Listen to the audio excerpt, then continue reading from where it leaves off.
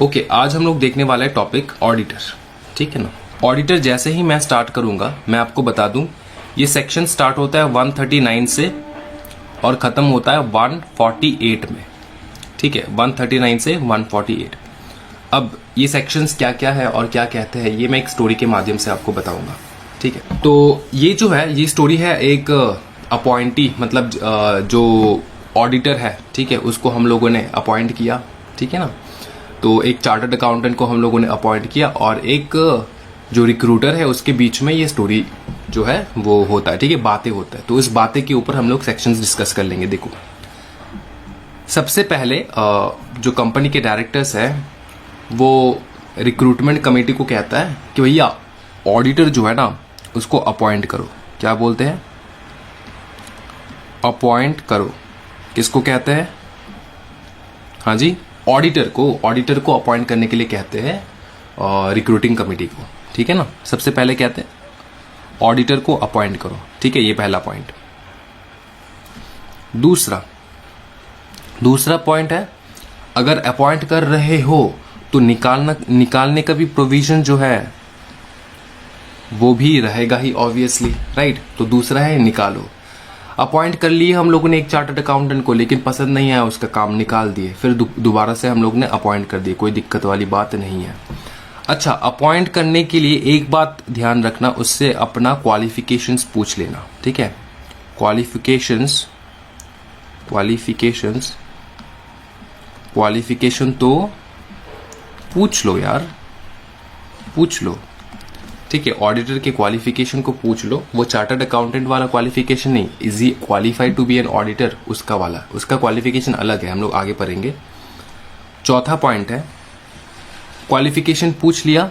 ठीक है, अब क्वालिफिकेशन, अब इतना क्वालिफाइड है। ठीक है, ये रिक्रूटर कहता है अपने चार्टर्ड अकाउंटेंट से, कहता है कि अब इतना क्वालिफाइड है तो बता रेम्यूनरेशन कितना लोगे,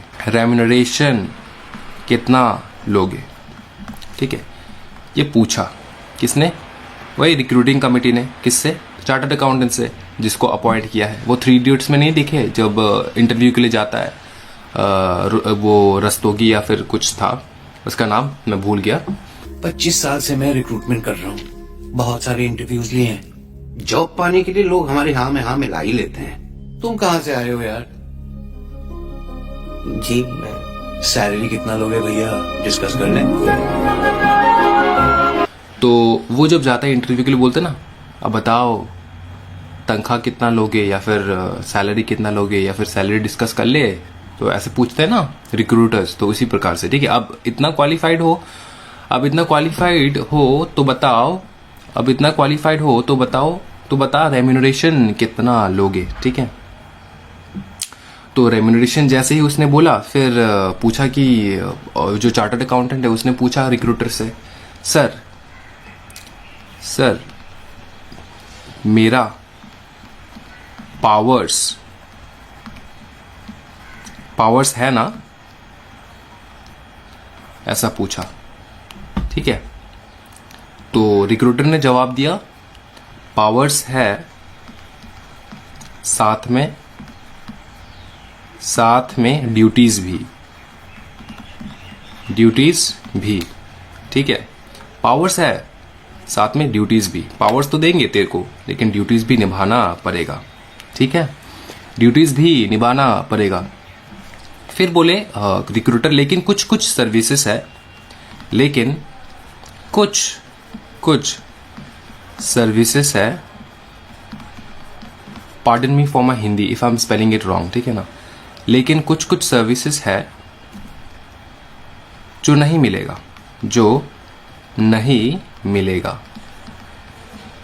ठीक है, कुछ सर्विसेज है जो नहीं मिलेगा। सर्विसेज मतलब क्या? कुछ चीजें हैं जो ऑडिटर नहीं कर सकता। अंडरस्टूड। 6 हो चुका है, 7 हो चुका। अभी 7 देखो। फिर उसको बोला कि हाँ सर्विसेज नहीं मिलेगा। फिर ना रिक्रूटर ने उसको बोला, अच्छा ऑडिट रिपोर्ट साइन करना होगा। ठीक है, क्या बोला?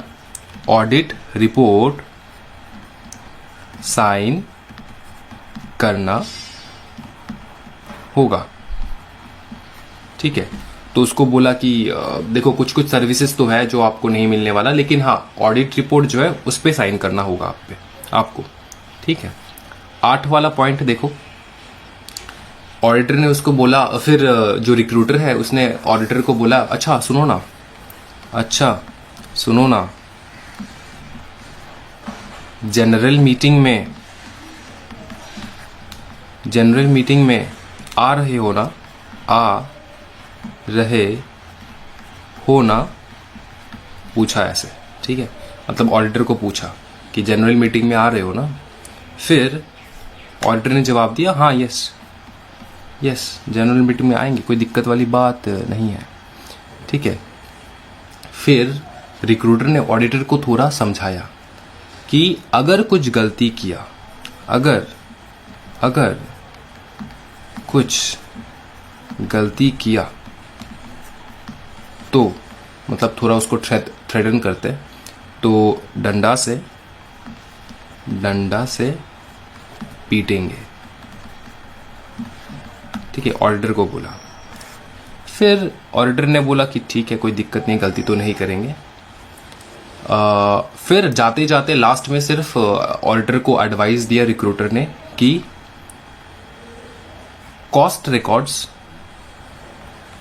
कॉस्ट के जो रिकॉर्ड्स है, कॉस्ट रिकॉर्ड्स बराबर रखना, कॉस्ट रिकॉर्ड्स बराबर रखना एंड ऑडिट भी कर लेना। क्या कर लेना? एंड ऑडिट भी याद से कर लेना। कॉस्ट रिकॉर्ड बराबर रखना मतलब कॉस्ट के जो रिकॉर्ड्स है वो बराबर रखना एंड ऑडिट भी याद से कर लेना।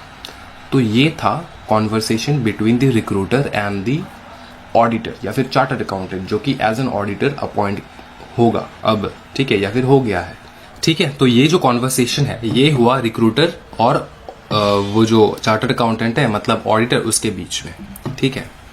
अब सुनो मजे की बात। अपॉइंट करो जो है वो डील करता है अपॉइंटमेंट ऑफ ऑडिटर्स से, इसका सेक्शन है 139, ठीक है। निकालो मतलब removal and resignation of auditors, इसका सेक्शन है 140, ठीक है। क्वालिफिकेशन जो है, क्वालिफिकेशन तो पूछ लो, ये है qualification and disqualification of auditors, ये है सेक्शन 141। फिर देखो अब इतना क्वालिफाइड हो तो बताओ रेम्यूनरेशन कितना लोगे। टॉपिक है रेम्यूनरेशन के ऊपर, रेम्यूनरेशन ऑफ ऑडिटर है सेक्शन 142। फिर नेक्स्ट पॉइंट देखो, नेक्स्ट पॉइंट बताया कि सर मेरा पावर्स है ना, तो यहां पे जो है powers and duties of auditors section 143। फिर नेक्स्ट है अपना, लेकिन कुछ कुछ सर्विसेज नहीं मिलेगा, ठीक है। Auditors not to render certain services मतलब प्रोहिबिटेड सर्विसेज, ठीक है, इसको कहा जाता है प्रोहिबिटेड सर्विसेज। नहीं मिलेगा मतलब प्रोहिबिटेड सर्विसेज, वो सर्विसेज जो ऑडिटर नहीं कर सकता, वो है सेक्शन 144, ठीक है। फिर आता है अपना ऑडिट रिपोर्ट साइन कर लेना, ठीक है। तो यह साइनिंग ऑफ ऑडिट रिपोर्ट, यह है सेक्शन 145। नेक्स्ट है, अच्छा सुनो ना, जनरल मीटिंग में आ रहे हो ना, ये है auditors right to attend the general meeting, ठीक है, यह है सेक्शन 146। नेक्स्ट है, अगर कुछ गलती किया तो डंडा से पीटेंगे, इसका मतलब क्या है, पनिशमेंट फॉर कॉन्ट्रावेंशन, अगर कुछ गलती किया कॉन्ट्रावेंशन, यह है सेक्शन 147, ठीक है। नेक्स्ट है cost record and audit, cost record and audit, ठीक है, यह है सेक्शन 148। सेक्शन 139 से शुरू होता है, खत्म हो जाता है सेक्शन 148 पे, ठीक है। ये होता है तरीका, जिस तरीके से आपको याद करना होता है सेक्शन नंबर्स प्लस दी सेक्शंस, ठीक है। सेक्शन बोल क्या रहा है and the section numbers. Section 139 क्या कहता है वो मत देखो, सबसे पहले दिमाग में ये लाओ कि ऑडिटर से रिलेटेड क्या क्या कॉन्वर्सेशन हो सकता होगा, ये सारे कॉन्वर्सेशंस है। इसी कॉन्वर्सेशंस के साथ अगर ये कॉन्वर्सेशन आपने याद रख लिया तो आप एक भी सेक्शन जो है वो नहीं भूलने वाले। ठीक है, समझ में आया क्या? तो इस प्रकार से आपको सेक्शंस जो है याद करना होता है। ये मैंने एक आपको नमूना दिखा दिया है, ठीक है, सैंपल दे दिया है कि इस प्रकार से आपको सेक्शंस जो है वो याद करना होता है। समझ में आया? अब हम लोग आगे बढ़ेंगे टॉपिक पे। ठीक है, सबसे पहले हम लोग अपॉइंट करो, अपॉइंटमेंट के बारे में बात करने वाले। सबसे पहले अपॉइंट करो। ठीक है, तो सबसे पहले हम लोग बात करेंगे appointment of auditors. Appointment of auditors क्या बताओ? Appointment of auditors section 139। Appointment of auditor में सबसे पहले हम लोग बात करने वाले हैं फर्स्ट ऑडिटर के ऊपर। फर्स्ट ऑडिटर, ठीक है। दूसरा होगा सब्सिक्वेंट ऑडिटर, सब्सिक्वेंट ऑडिटर। तीसरा होगा कैजुअल वैकेंसी, कैजुअल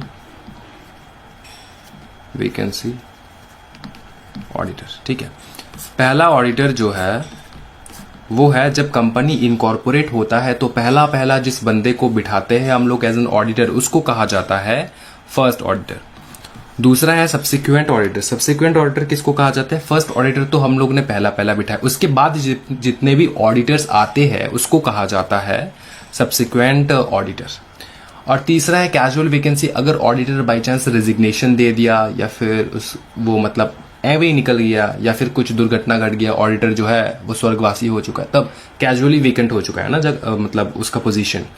तो जब इस प्रकार का कुछ वैकेंसी आएगा, कैजुअल वैकेंसी होगा, तो कैसे हम लोग ऑडिटर को अपॉइंट करेंगे वो हम लोग देखने वाले हैं। ठीक है, तो ये तीन ही हम लोग करने वाले, कोई दिक्कत वाली बात नहीं, आराम से ध्यान लगाओ। सबसे पहले हम लोग देखेंगे फर्स्ट ऑडिटर के बारे में।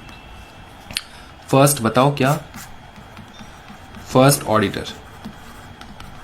ठीक है, ये जो फर्स्ट ऑडिटर है ये डिवाइडेड है इनटू टू कंपनीज। एक है गवर्नमेंट कंपनी, दूसरा है, अच्छा ये पहले वाला लिखते हैं नॉन गवर्नमेंट कंपनी, दूसरा है गवर्नमेंट कंपनी। ठीक है, पहला है नॉन गवर्नमेंट कंपनी, दूसरा है गवर्नमेंट कंपनी। कोई दिक्कत वाली बात नहीं है, ध्यान लगाओ। एक नॉन गवर्नमेंट कंपनी में सबसे सर्वप्रथम जो ऑडिटर रहता है उसको कौन अपॉइंट करता है? ठीक है, उसको कौन अपॉइंट करता है? सबसे पहले अपॉइंट करता है बोर्ड ऑफ डायरेक्टर्स। कितने दिन के अंदर? तो 30 डेज। 30 डेज नहीं लिखेंगे एग्जाम में, 30 डेज मत लिख के आ जाना, लिखना है within 30 days. Within 30 days from date of registration. जिस दिन रजिस्ट्रेशन हुआ उसका, उस कंपनी का, उसके 30 दिन के अंदर अंदर बोर्ड ऑफ डायरेक्टर्स का ड्यूटी रहता है कि वो लोग अपॉइंट करेंगे सर्वप्रथम ऑडिटर जो कि है फर्स्ट ऑडिटर। उसके बाद board of director for example default कर गया, मतलब वो जो है ना अपॉइंट नहीं कर पाए, ठीक है, कुछ भी कारण हो सकता है, तो तब पावर है मेंबर्स के पास।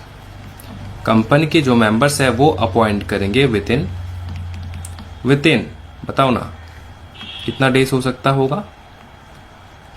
With in 90 days.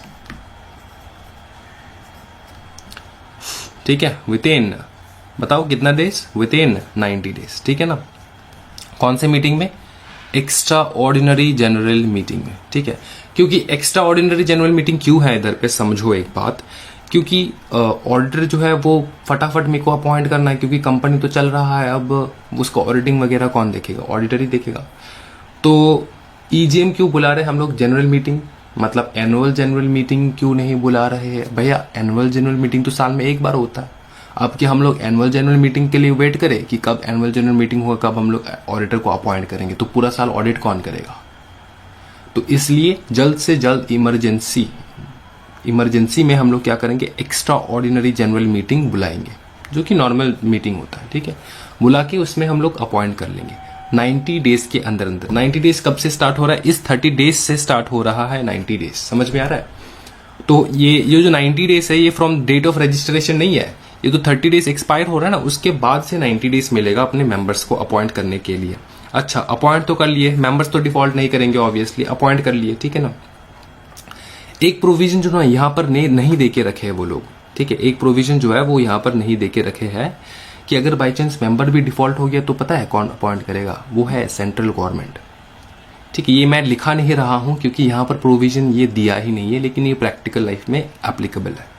अगर मेंबर्स डिफॉल्ट कर लिए तो सेंट्रल गवर्नमेंट अपॉइंट करके देता है ऑडिटर, ठीक है, कोई दिक्कत वाली बात नहीं है। अब आ जाओ, वो जो पहला ऑडिटर है उसका टेन्योर कब तक रहेगा, ही विल होल्ड ऑफिस, देखो he will hold office till the conclusion of first AGM. मतलब उस कंपनी में जो सबसे पहला एनुअल जनरल मीटिंग होगा, उस एनुअल जनरल मीटिंग पे कंक्लूजन, मतलब समझो मीटिंग स्टार्ट हो रहा है और ऑडिटर निकल गया, ऐसा नहीं है, मीटिंग खत्म होगा, जैसे ही मीटिंग खत्म होगा फिर उसका अपॉइंटमेंट जो है वो क्या मतलब वो खत्म हो जाएगा, उसका टेन्योर खत्म हो जाएगा, उसके बाद हम लोग इसको रीअपॉइंट कर सकते हैं, ऐसा प्रोविजन भी है रीअपॉइंट करने का, टेंशन लेने का बात नहीं है, ठीक है। तो आप लोग टेंशन मत लो कि सर सिर्फ एक ही साल काम किए, तो टेंशन मत लो, अपॉइंटमेंट रीअपॉइंटमेंट के बारे में हम लोग आगे जाके पढ़ेंगे। इधर पे समझो कि कंक्लूजन जैसे ही मीटिंग खत्म होता है वैसे उसका टेन्योर खत्म हो जाता है। फिर हम लोग करने वाले गवर्नमेंट कंपनीज के लिए, गवर्नमेंट कंपनीज को तो दिक्कत ही नहीं है, सबसे इजी, इसमें अपॉइंट होता है, कौन करता है गवर्नमेंट कंपनीज के लिए, appointed by CAG, CNAG, controller and auditor general of India, COMP, समझे ना, controller, TROLLER, controller and auditor general of India. कितने दिन के अंदर अंदर, 60 दिन के अंदर अंदर, 60 डेज, विद इन 60 डेज, कब से, फ्रॉम डेट ऑफ रजिस्ट्रेशन, ठीक है। बाई चांस कैग जो है वो बहुत ज्यादा बिजी है, कैग जो है बहुत ज्यादा बिजी है, तो कौन करेगा अपॉइंटमेंट, हाँ जी, फिर करेगा बोर्ड करेगा, ठीक है, कितने दिन के अंदर अंदर, विद इन 30 डेज, ठीक है। याद रखना ये जो 30 डेज ये स्टार्ट होगा ये 60 डेज के एंड से, ये 60 डेज जब खत्म हो जाएगा तब 30 डेज स्टार्ट होने वाला, ठीक है ना। तो ये 30 days from the date of registration नहीं है, ये 30 days from the date when the power of the CAG, ठीक है ना, पावर ऑफ द कैग जो है वो खत्म हो जाता है, वो टर्मिनेट हो जाता है, क्योंकि 60 दिन में उसके पास पावर है कि 60 दिन के अंदर अंदर आप अपॉइंट करो। 7 दिन के अंदर आप अपॉइंट नहीं किया, 60 डेज के अंदर अपॉइंट नहीं किया, तो बोर्ड जो है पावर अपने हाथ ले लेगा और बोर्ड जो है वो अपॉइंट करेगा। बाई चांस बोर्ड भी फेल कर लिया तब तो एक ही उपाय बचा है, वो है मेंबर्स अपॉइंट करेंगे। कहां पे, EGM में सर, EGM में अपॉइंट करेंगे विद इन 60 डेज। ये जो 60 डेज है ये स्टार्ट होगा इस 30 दिन के खत्म होने पे। ये हो गया अपना नॉन गवर्नमेंट कंपनी और गवर्नमेंट कंपनी का फर्स्ट ऑडिटर। ध्यान रखना, रट्टा वाले बच्चे जो है, रट्टा मारने वाले बच्चे याद रखना 30-90, बस इधर पे 60-30-60, ठीक है। और थोड़ा कॉमन सेंस लगा लेना, नॉन गवर्नमेंट कंपनीज में तो कंट्रोलर क्या करेगा, कैग तो कुछ का कुछ मतलब हाथी नहीं है इधर पे, तो सबसे पहले कॉमन सेंस कौन करेगा, बोर्ड ऑफ डायरेक्टर, उसके बाद कॉमन सेंस मेंबर। और गवर्नमेंट कंपनी के लिए सबसे पहले common sense controller and auditor general of India, controller and auditor general of India, CAG, ठीक है। कितने दिन के अंदर, 60 दिन के। उसके अगर फेल हो गया तो कॉमन सेंस लगाना थोड़ा, बोर्ड ऑफ डायरेक्टर्स, कितने दिन के अंदर अंदर, 30 डेज के अंदर अंदर। बोर्ड ऑफ डायरेक्टर्स फेल हो गया तो थोड़ा फिर से कॉमन सेंस लगा देना, फिर लिख देना मेंबर्स, कितने दिन के अंदर अंदर, 60 दिन के अंदर अंदर। एक डिफरेंस याद रखना कि ये जो नॉन गवर्नमेंट कंपनीज है इसमें मेंबर्स को मिलता है 90 डेज और गवर्नमेंट कंपनीज में मेंबर्स को मिलता है 60 दिन, ठीक है, समझे। और बोर्ड ऑफ डायरेक्टर्स को एक ही डेट है, 30-30, ठीक है, समझे ना बेटा, कोई दिक्कत वाली बात तो नहीं है सर, मक्खन, कोई दिक्कत नहीं है। फिर हम लोग देखने वाले सब्सिक्वेंट ऑडिटर के ऊपर, किसके ऊपर बात करेंगे, सब्सिक्वेंट ऑडिटर। अच्छा, होल्ड ऑफिस कितना करेगा ये तो मैंने बताया नहीं, मैंने तो बताया नहीं कि कितना टाइम तक ऑफिस होल्ड करेगा। होल्ड द ऑफिस सेम है, hold the office till the conclusion of first AGM, ठीक है, till the conclusion of first AGM, ठीक है। फिर आगे बढ़ते हैं। हम लोग नेक्स्ट बात करने वाले हैं सब्सिक्वेंट ऑडिटर के बारे में। किसके बारे में? सब सिक्वेंट ऑडिटर। सब्सिक्वेंट ऑडिटर के बारे में हम लोग बात करने वाले हैं। ध्यान लगाओ, इसमें भी ये 2 सबसेक्शन, ये मैंने सबसेक्शन डिस्कस किया ना इधर पे। अच्छा, सबसेक्शन डिस्कस नहीं किया। ये जो है ना, ये है सबसेक्शन 6, ये है सबसेक्शन 7। सर सेक्शन कौन सा है? सेक्शन है 139 बेटा। 139 कर रहे हैं हम लोग, अपॉइंटमेंट ऑफ ऑडिटर। ठीक है, 139। ये सबसेक्शन 6, ये सबसेक्शन 7। ठीक है। अब सब्सिक्वेंट ऑडिटर का सबसेक्शन जो है वो है सबसेक्शन 1, फिर है सबसेक्शन 5। अब लॉ मेकर्स के ऊपर मेरे को इतना गुस्सा आता है, मेरे को पता नहीं यार, लॉ मेकर्स के ऊपर सही में बहुत ज्यादा गुस्सा आता है। सबसे पहले सबसेक्शन 1 में बताए वो लोग सब्सिक्वेंट ऑडिटर के बारे में। क्या वो लोग भूल गए थे कि सब्सिक्वेंट ऑडिटर से पहले अपन को फर्स्ट ऑडिटर भी अपॉइंट करना होता है? वो लिखे उन लोगों ने सबसेक्शन 6 में, और सबसेक्शन 1 में लिख दिए अपना सब्सिक्वेंट ऑडिटर। मतलब पगला गए थे क्या ऑडिटर, या फिर बउआ पी के फिर बना रहे थे ये सारा चीज? मेरे को मतलब सही में ना क्या बताए, दिमाग जो है खराब हो जाते कभी कभार। लेकिन कोई दिक्कत नहीं, तुम्हारा भाई जिंदा है, आराम से सब कुछ याद करवा देगा, टेक्निक बता देगा कि याद कैसे करना है चीज। सेम बात है 2 प्रकार की कंपनी से, एक है नॉन गवर्नमेंट कंपनी से, दूसरा है अपना गवर्नमेंट कंपनी। ठीक है, सबसेक्शन 1 एंड सबसेक्शन 5 याद रखना। ठीक है, ये 5 लग रहा है ना, 6 मत समझ लेना, 5 है। ठीक है, ये 5। चलो फिर आगे बढ़ते हैं हम लोग। ओके, अपॉइंट कैसे करना है सर वो बताइए। Subsequent auditor, non government company जो है उसका अपॉइंटमेंट होगा सब्सिक्वेंट ऑडिटर का। कॉमन सेंस लगाओ, अगर एजीएम में खत्म हो रहा है फर्स्ट ऑडिटर का टेन्योर, तो सब्सिक्वेंट ऑडिटर भी अपॉइंट होगा एजीएम में ही ना। हाँ जी, अपॉइंटमेंट होगा एजीएम में। कौन अपॉइंट करेगा? ऑब्वियसली मेंबर्स अपॉइंट करेंगे। और उसका ऑफिस कब तक होल्ड करेगा? वो ऑफिस फर्स्ट एजीएम से लेके 6th एजीएम तक, 6th एजीएम तक। यहाँ पे मैं एक छोटा सा जो है भांडा जो है वो मैं यहाँ पे फोड़ देता हूँ। भांडा ये है कि मतलब टॉप सीक्रेट बात ये है कि ऑडिटर का जो अपॉइंटमेंट होता है वो 5 साल के लिए होता है सिर्फ। वो हम लोग बाद में देखने वाले। मैं इसको एक्सप्लेन करने के लिए बता रहा हूं आपको, क्योंकि first AGM to 6th AGM बताए, तो फर्स्ट एजीएम से लेके 6th एजीएम तक कितना साल होता है? 5 साल। तो 5 ईयर तक का एक टेन्योर रहता है एक ऑडिटर का। फर्स्ट ऑडिटर का नहीं रहता है, ठीक है, लेकिन बाकी ऑडिटर्स हैं उनका जो टेन्योर रहता है वो 5 साल के लिए रहता है। ठीक है, कोई दिक्कत वाली बात नहीं। अपॉइंटमेंट कहाँ पे होगा? एनुअल जनरल मीटिंग में।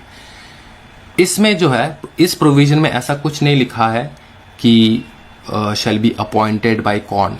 ठीक है, तो कॉमन सेंस लगाना, एनुअल जनरल मीटिंग में अपॉइंट हो रहा है तो अपॉइंट करेंगे अपना मेंबर्स ही। ठीक है ना, वोट डाल के अप्रूवल करेंगे उस बंदे का। ठीक है, मेंबर्स जो चाहेंगे वही होगा। ये हो चुका है।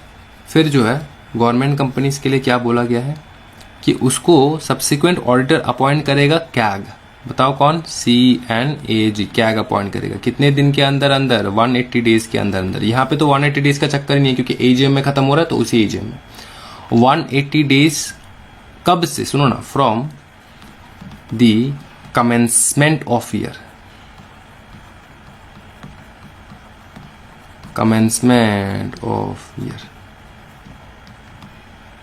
ठीक है, 180 days from the commencement of year. इसका मतलब समझना चीज क्या बोले यहां पर, तो इस बात पे ध्यान देना यहाँ पे कि कैग जो है 180 डेज के अंदर अंदर क्या करेगा? हाँ जी, 180 डेज के अंदर अंदर सब्सिक्वेंट ऑडिटर को लाके बिठाएगा। ठीक है, 180 डेज के अंदर अंदर। कब से 180 डेज स्टार्ट हो रहा है? From the commencement of the financial year. ठीक है, from the commencement of the financial year, जब से फाइनेंशियल ईयर स्टार्ट हो रहा है। ठीक है, जब से फाइनेंशियल ईयर स्टार्ट हो रहा है तब से 180 डेज। तब से बताओ ना कब? 180 days from the commencement of the financial year. अच्छा, commencement of the financial year 180 days मतलब क्या? 6 मंथ, 6 महीने के अंदर अंदर। और ये 6 महीने कब कंप्लीट होता है? हाँ जी बताओ ना। 6 मंथ, 6 महीने कब कंप्लीट होता है? 6 महीना कंप्लीट होता है अपना, जैसे कि अप्रैल से स्टार्ट हो गया, अप्रैल, मई, जून, जुलाई, अगस्त, सितंबर, 1 2 3 4 5 6, 6 महीना। तो सितंबर एंड से पहले आपको क्या करना होगा? ये जो ऑडिटर है, ठीक है, सब्सिक्वेंट ऑडिटर, उसको आपको बिठाना होगा। होल्ड ऑफिस टिल द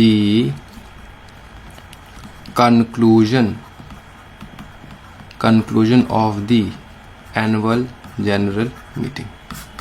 याद रख पाओगे या फिर दिक्कत आ रहा है? कुछ दिक्कत वाला बात ही नहीं है, मैंने सब कुछ संभाल लिया है, यहाँ पे सब कुछ संभाल लिया है। यहाँ पे डेट सिर्फ लागू होगा गवर्नमेंट कंपनीज के लिए, वो भी है 180 डेज का, सिर्फ इतना ही, ठीक है। उसके बाद यहाँ पे तो एजीएम में हम लोग ने निकाला, उसी एजीएम में हमने अपन को, ये देखो ये जो एजीएम है ना, नेक्स्ट एजीएम नहीं है, जिस एजीएम में हम लोगों ने निकाला उसी एजीएम में हम लोग अपॉइंट करने वाले हैं। और उसका टेन्योर कितना रहेगा? फर्स्ट एजीएम से लेके 6 एजीएम तक, मतलब 5 साल, ठीक है। और गवर्नमेंट कंपनीज के लिए बताओ 180 डेज के अंदर अंदर अपॉइंट करना होगा कैग को, और उसको ऑफिस कब तक होल्ड करेगा? एजीएम खत्म होने तक। तो एवरी एजीएम में नया लाओ। लास्ट है अपना appointment of auditors in case of casual vacancy. हम लोग इसको लिखते हैं filling of casual vacancy, filling of casual vacancy, ठीक है। ये ध्यान रखना, कैजुअल वैकेंसी कैसे हम लोग उसको फिल करेंगे? 2 है, एक है नॉर्मल कंपनीज, जो कि हम लोग कहते हैं उसको अदर कंपनीज,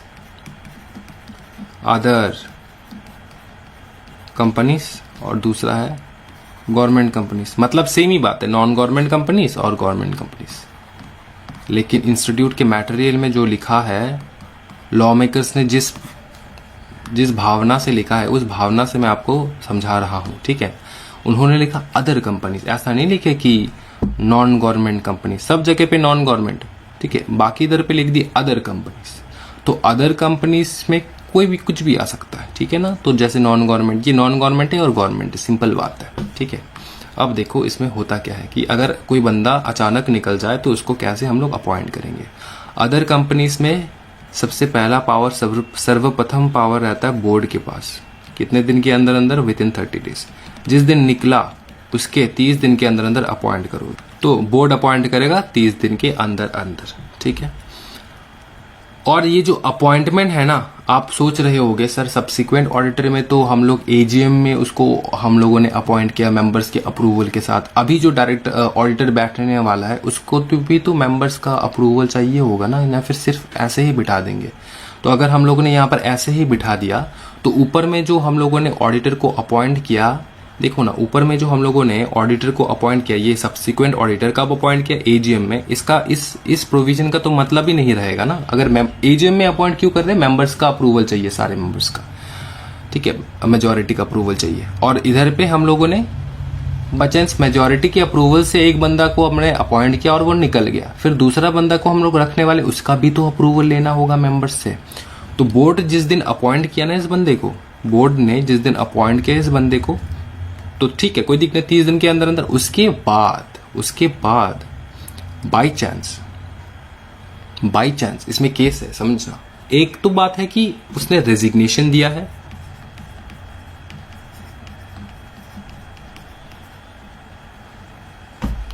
ठीक है, और दूसरा केस हो सकता है कुछ भी, यहां पर ब्रैकेट में कुछ भी भर लो आप, ठीक है, किसी भी रीजन की वजह से वो निकल सकता है यहाँ पे, ठीक है, या तो मर गया, ठीक, एक्सपायर हो गया, ठीक है, तो कुछ भी हो सकता है reason, casual vacancy.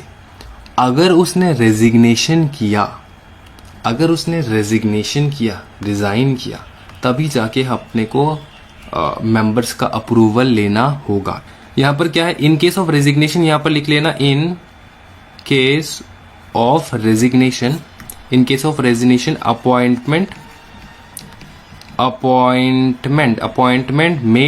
appointment made by board of director appointment made by board should be approved, should be approved by, बताओ ना, बाय कंपनी एट EGM, कितने दिन के अंदर अंदर, विद इन बताओ 3 months। ये समझ में आया? कोई दिक्कत वाली बात नहीं है, एकदम आसान शब्दों में मैंने समझा दिया। ठीक है, बहुत बढ़िया। अदर कंपनी समझ चुके। नेक्स्ट है गवर्नमेंट कंपनीज। गवर्नमेंट कंपनीज में ज्यादा दिक्कत नहीं है, यहां पर सेम अप्लाई होगा। कौन अपॉइंट करेगा? कैग, CNAG, कितने दिन के अंदर अंदर, with in 30 days, with in 30 days। और दूसरा मतलब कैग अगर अपॉइंट नहीं कर पाया तो बोर्ड अपॉइंट करेगा, कितने दिन के अंदर अंदर, विद इन 30 days। ठीक है, विद इन 30 days। ये जो कैग होता है ना, controller and auditor general of India, इसका पावर बहुत रहता है, बहुत रहता है, समझे? बहुत रहता है। जैसे कि हम लोगों ने जितने भी सारे बहुत बड़े स्कैम देखे हैं ना, बहुत बड़े स्कैम, ठीक है, ये राजीव गांधी का कोल स्कैम कह लो, बहुत सारे स्कैम से, अगर मैं नाम बताता गया तो शाम हो जाएगा, इतने सारे स्कैम से। मतलब गवर्नमेंट कंपनीज का जो स्कैम, मतलब गवर्नमेंट जो स्कैम कर रहा है उसको कौन पकड़ता है? उसको पकड़ता है कैग। कैग का तनख्वाह इतना ज्यादा रहता है ना कि वो इंडिपेंडेंट ही रहता है, मतलब तुम इसको खरीद नहीं पाओगे कैग को, इतना ज्यादा तनख्वाह रहता है इसका। ठीक है, कैग जो ना, उसको तुम खरीद नहीं पाओगे, वो इंडिपेंडेंट रहता है। गवर्नमेंट जो है, नरेंद्र मोदी के ऊपर अगर नरेंद्र मोदी ने भी कुछ स्कैम किया तो बिंदास आके निकाल देगा, मतलब जो है पूरा चिट्टा खोल देगा। इतने बड़े गवर्नमेंट स्कैम्स जो होते हैं वो कौन पर्दाफाश करता है? वो फाश करता है ये CAG, controller and auditor general of India. बहुत पावरफुल रहता है, मतलब बहुत पावरफुल, समझे ना? Controller and auditor general of India, कितने दिन के अंदर? 30 days के अंदर अंदर। ठीक है, ये चार्ट जो है आप अच्छे तरीके से बना लो अपने कॉपी में। ठीक है, स्क्रीनशॉट ले लो, जो करना है कर लो आराम से। आप जैसे मैंने डिक्टेट किया, हैंडराइटिंग मेरे को आपको पता ही होगा, जो है डिजिटल हैंडराइटिंग उतना ज़्यादा अच्छा नहीं रहता है, तो इसलिए जैसे ही लिखवाया मैंने उस प्रकार से आप लिख लो इसको। ठीक है, इसी के साथ हम अपना जो अपॉइंटमेंट ऑफ ऑडिटर्स होता है, मतलब किस प्रकार से अपॉइंट करे उसको, वो खत्म होता है इधर पे, अपॉइंटमेंट ऑफ ऑडिटर्स। अब एक इंपॉर्टेंट टॉपिक आता है अपना, वो है रोटेशन ऑफ ऑडिटर्स। बताओ,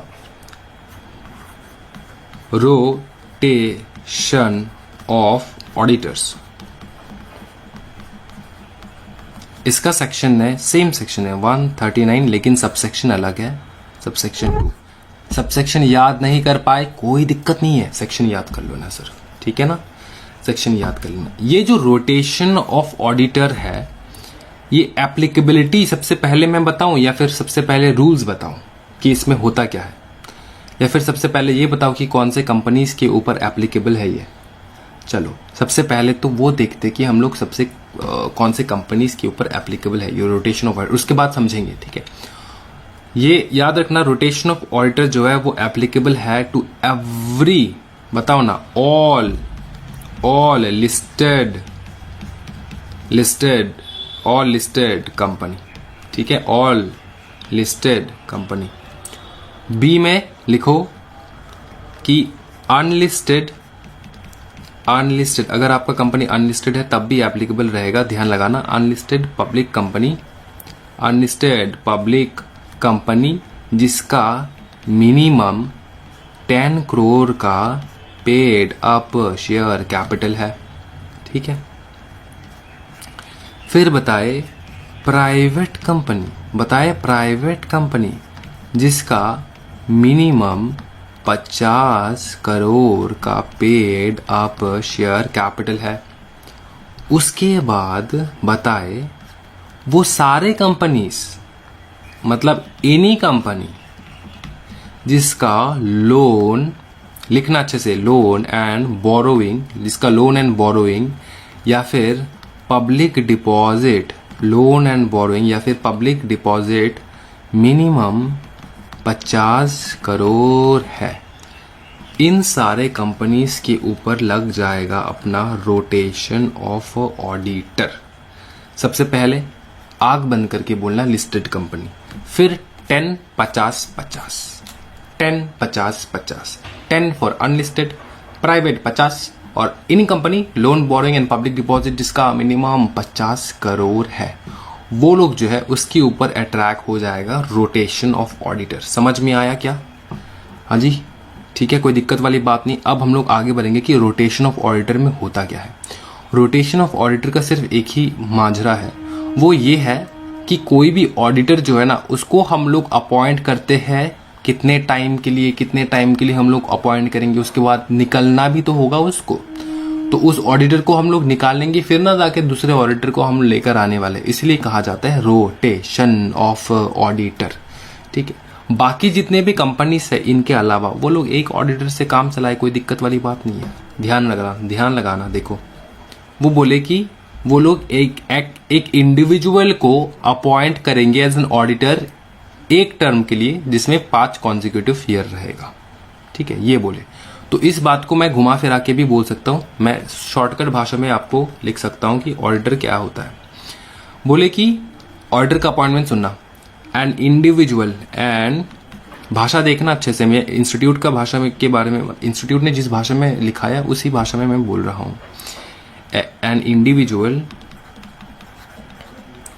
individual as auditor for more than one term of 5 consecutive year। इसका समझना अच्छे से।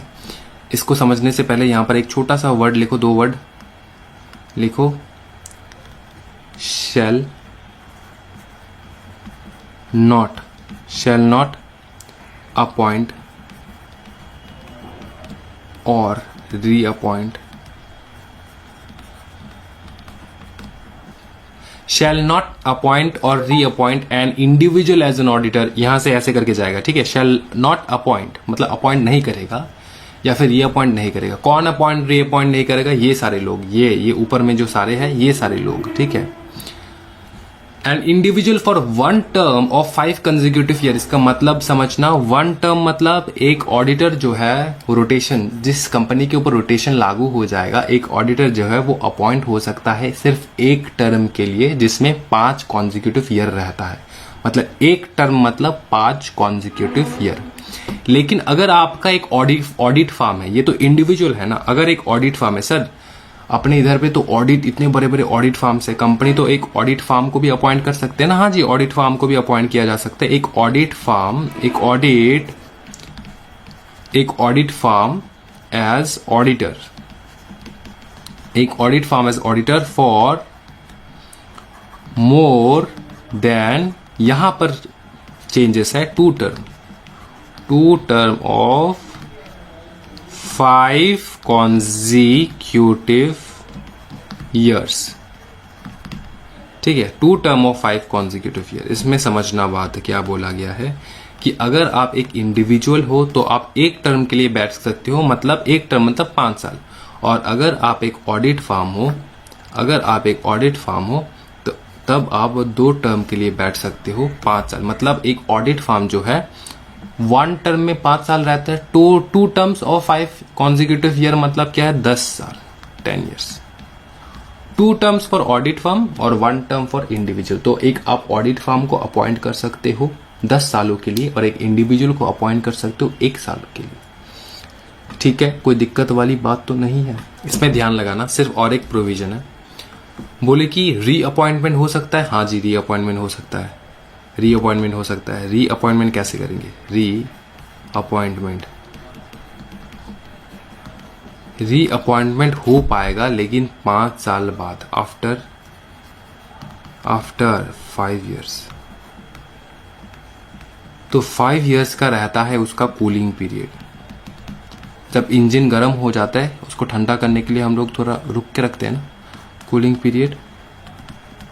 ठीक है, तो कूलिंग पीरियड जो है 5 साल। इस 5 साल जैसे ही गुजर जाएगा उसके बाद दोबारा अपॉइंट हो सकता है। ये 5 साल एप्लीकेबल है एक ऑडिट फार्म के लिए भी और एक इंडिविजुअल के लिए भी।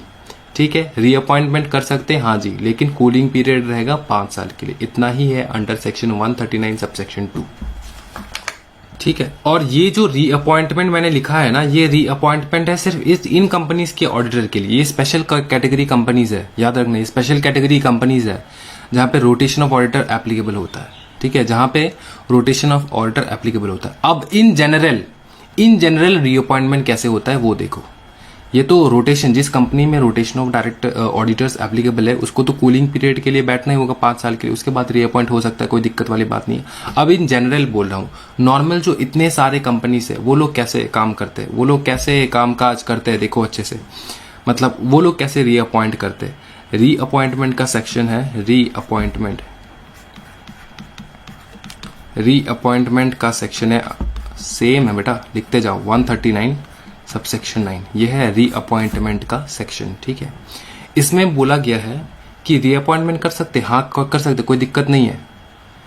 ठीक है, जो एनुअल जनरल मीटिंग में ऑडिटर निकल रहा है उसको हम लोग दोबारा रीअपॉइंटमेंट कर सकते हैं, ऊपर वाले कंपनीज को छोड़ के।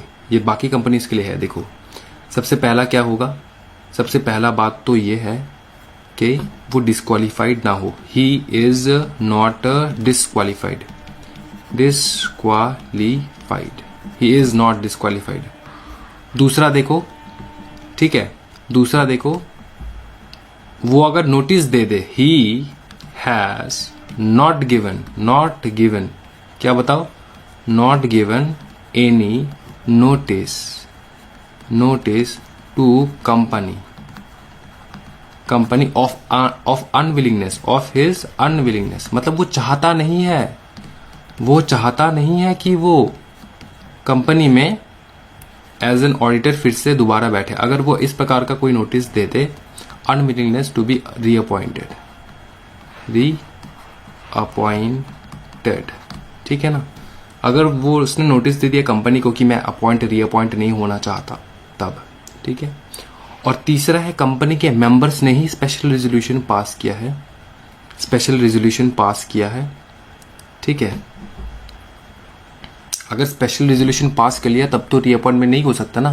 तो यहां पर हम लोग इसको लिखेंगे कैसे, स्पेशल रेजोल्यूशन। किस प्रकार का स्पेशल रेजोल्यूशन, याद रखना, मेंबर्स ने अगर स्पेशल रेजोल्यूशन पास करके बोल दिया है कि इसका रीअपॉइंटमेंट नहीं हो सकता तो नहीं हो सकता।